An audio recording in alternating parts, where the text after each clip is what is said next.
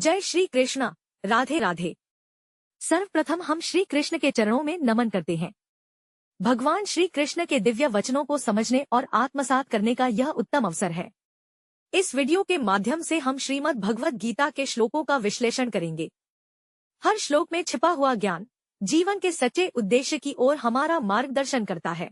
अध्याय 1, श्लोक 1। धृतराष्ट्र ने कहा, हे संजय, धर्मभूमि कुरुक्षेत्र में युद्ध करने के लिए इकट्ठा हुए मेरे और पांडु के पुत्रों ने क्या किया? धृतराष्ट्र ने संजय से पूछा कि कुरुक्षेत्र के धर्मक्षेत्र में युद्ध के लिए इकट्ठा हुए उनके पुत्रों कौरवों और पांडु के पुत्रों पांडवों ने क्या किया। उन्होंने जानने की इच्छा जताई कि दोनों पक्षों ने युद्ध की तैयारी के दौरान किस तरह की गतिविधियां की और उनका मनोबल कैसा था। यह श्लोक धृतराष्ट्र की मानसिक स्थिति को दर्शाता है, जिसमें वह युद्ध की शुरुआत से पहले अपने परिवार की स्थिति को जानने के लिए चिंतित हैं। उनके लिए यह युद्ध एक बड़ी परीक्षा है और उनका सवाल इस बात को लेकर है कि इस संघर्ष के परिणाम क्या होंगे। इस श्लोक में धृतराष्ट्र की अंधता का प्रतीक रूप में उल्लेख किया गया है, क्योंकि वह खुद युद्ध के मैदान को देख नहीं सकते थे और इसलिए संजय से यह जानकारी प्राप्त करना चाहते हैं। अध्याय 1, श्लोक 2।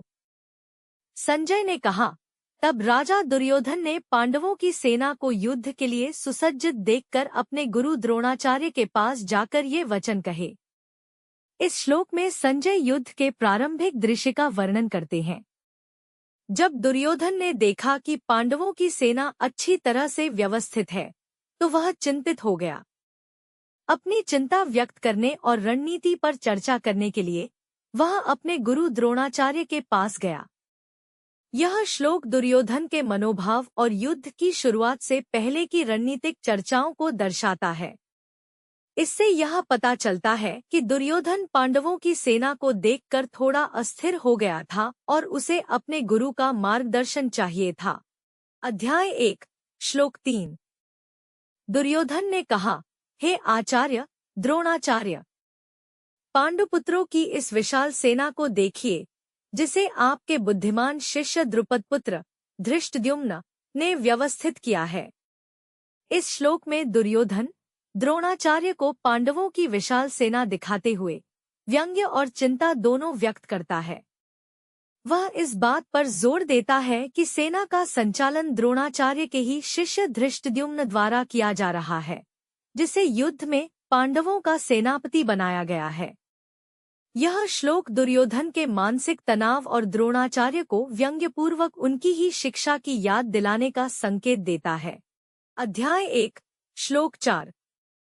इस सेना में भीम और अर्जुन के समान युद्ध में महान धनुर्धारी योद्धा हैं। यहाँ युयुधान, विराट और महारथी द्रुपद भी उपस्थित हैं। इस श्लोक में दुर्योधन पांडवों की सेना के मुख्य योद्धाओं का उल्लेख करता है। वह बताता है कि सेना में भीम और अर्जुन के समान महान योद्धा जैसे युयुधान, सात्यकी, विराट और महारथी द्रुपद शामिल हैं। यह श्लोक दुर्योधन की चिंता और पांडवों की ताकत का संकेत देता है, साथ ही उनकी सेना की शक्तिशाली संरचना को उजागर करता है। अध्याय 1, श्लोक 5। इस सेना में धृष्टकेतु, चेकितान, पराक्रमी काशी नरेश, पुरुजित, कुंतीभोज और श्रेष्ठ योद्धा शैब्य भी हैं। इस श्लोक में दुर्योधन पांडवों की सेना के अन्य महायोद्धाओं का वर्णन करता है। वह धृष्टकेतु, चेकितान, काशी नरेश, पुरुजित, कुंतीभोज और शैब्य जैसे वीरों की उपस्थिति की बात करता है।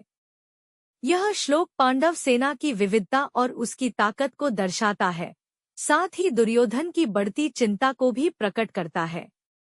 अध्याय 1, श्लोक 6। इस श्लोक में दुर्योधन पांडवों की सेना में मौजूद प्रमुख योद्धाओं का वर्णन करते हुए उनकी शक्ति और वीरता को स्वीकार करता है।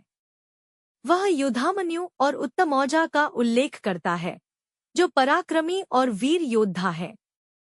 इसके साथ ही वह अभिमन्यु, अर्जुन और सुभद्रा के पुत्र, जिसे अपनी युवावस्था के बावजूद अद्वितीय युद्ध कौशल और साहस के लिए जाना जाता है, और द्रौपदी के 5 पुत्रों का भी उल्लेख करता है।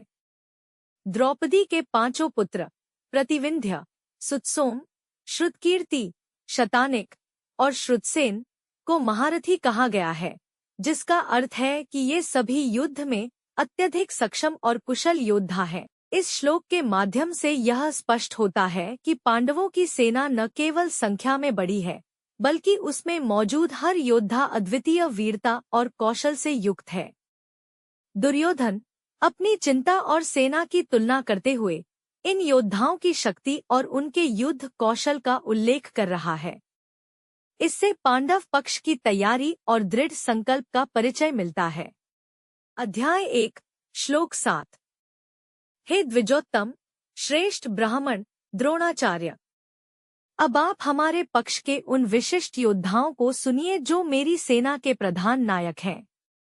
मैं आपको उनकी जानकारी देता हूँ। इस श्लोक में दुर्योधन अपनी सेना के प्रमुख योद्धाओं का उल्लेख करना शुरू करता है।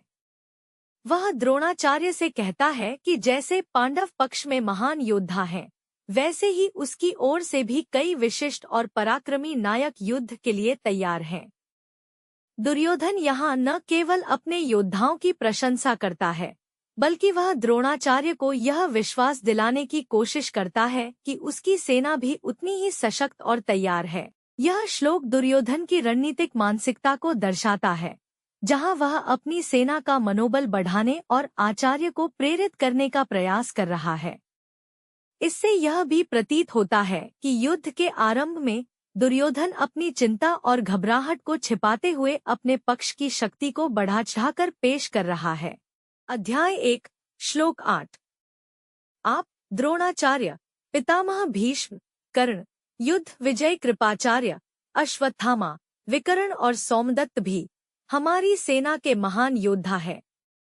इस श्लोक में दुर्योधन अपनी सेना के सबसे प्रमुख और शक्तिशाली योद्धाओं का उल्लेख करता है। वह बताता है कि उसकी सेना में द्रोणाचार्य, गुरु, भीष्म पितामह, महान पराक्रमी, कर्ण, दानवीर और अद्वितीय धनुर्धर, कृपाचार्य, प्रवीण योद्धा, अश्वत्थामा, द्रोणाचार्य के पुत्र, विकर्ण, दुर्योधन का भाई, जो धर्म का पालन करने के लिए जाना जाता है, और सोमदत्ती, बहादुर योद्धा, जैसे पराक्रमी योद्धा हैं। यह श्लोक दुर्योधन की सेना की ताकत और उसकी योग्यता को दर्शाता है। वह इन योद्धाओं का नाम लेकर द्रोणाचार्य को यह विश्वास दिलाने का प्रयास करता है कि उसकी सेना महान योद्धाओं से भरपूर है और विजय प्राप्त करने में सक्षम है। दुर्योधन इन योद्धाओं का उल्लेख कर अपनी सेना के मनोबल को बढ़ाने और अपनी शक्ति का प्रदर्शन करने का प्रयास कर रहा है। इससे यह स्पष्ट होता है कि युद्ध के आरंभ में ही दोनों पक्षों की ताकत और रणनीति का आकलन किया जा रहा है। अध्याय 1 श्लोक 9। और भी बहुत से ऐसे वीर योद्धा हैं, जिन्होंने मेरे लिए अपने जीवन को त्याग दिया है। वे विभिन्न प्रकार के शस्त्रों और अस्त्रों से सुसज्जित हैं तथा युद्ध में अत्यंत निपुण हैं। इस श्लोक में दुर्योधन अपनी सेना में शामिल अन्य बहादुर योद्धाओं का उल्लेख करता है, जो उसके प्रति पूरी तरह से समर्पित हैं। वह कहता है कि इन वीर सैनिकों ने उसके लिए अपने प्राणों को न्योछावर करने का संकल्प लिया है। दुर्योधन यह भी बताता है कि उसकी सेना में केवल गिने-चुने योद्धा ही नहीं, बल्कि ऐसे अनेक योद्धा हैं जो विभिन्न प्रकार के अस्त्र शस्त्रों का उपयोग करने में निपुण हैं। वे सभी युद्धकला में पारंगत हैं और युद्ध में अपनी श्रेष्ठता सिद्ध कर सकते हैं। यह श्लोक यह दिखाता है कि दुर्योधन अपनी सेना की ताकत और वफादारी का आकलन कर रहा है। वह अपनी सेना की विविधता, कौशल और उनके समर्पण पर गर्व प्रकट करता है।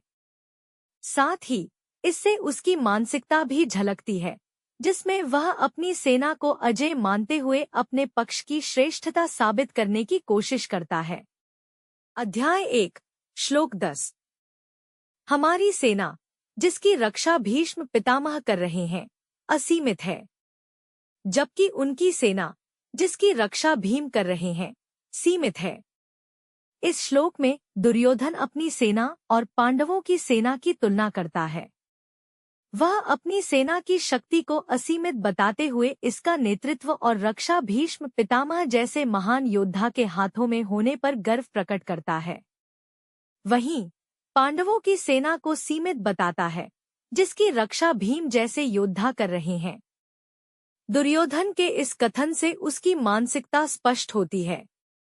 वह अपनी सेना को विशाल और अजय मानता है और पांडवों की सेना को कमजोर आंकता है। यह श्लोक दुर्योधन के आत्मविश्वास और उसकी अपनी सेना के प्रति भरोसे को दर्शाता है। लेकिन इस श्लोक में एक और गूढ़ संदेश छिपा हुआ है। दुर्योधन भले ही अपनी सेना को विशाल मानता हो, लेकिन उसकी सेना में एकता और आत्मबल की कमी थी, जबकि पांडवों की सेना छोटी होते हुए भी धर्म और एकता के आधार पर दृढ़ थी। अगर आपको यह वीडियो अच्छा लगा और आप भी चाहते हैं कि पूरी दुनिया को गीता के बारे में पता चले, तो इस वीडियो को अपने दोस्तों और परिवार के साथ शेयर करें। और हाँ, देव जीनियस को सब्सक्राइब करना न भूलें, ताकि हम मिलकर इस दिव्य ज्ञान को और अधिक लोगों तक पहुंचा सकें।